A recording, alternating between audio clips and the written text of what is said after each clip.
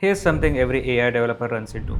You run the same prompt, same agent, but you get two different results. With Agentic Observability, you will be able to see what's happening under the hood, which tool calls were made, what context was received, and which decisions were made by the model. It's right built into the Lyzr platform. From day one, you can see what's happening with your agent and how it's performing. Let me walk you through the demo of how Traces works and how you can use them to better understand your agent.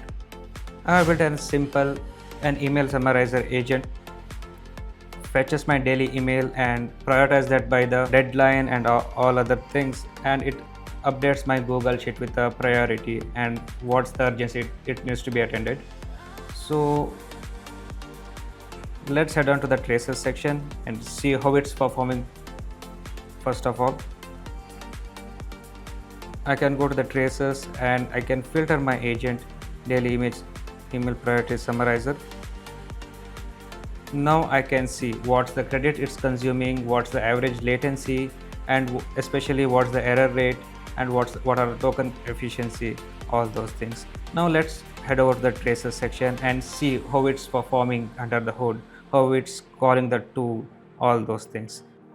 Let's understand what are the actions taken by the tool. Now we can see the first thing is it's taking a decision to call the Composio tool. Now we can see what are the arguments is passed to the Composio, and also we can see what it retrieved and what is the each tool call, action cost, and input tokens and output tokens. Let me walk you through how the trace looks like.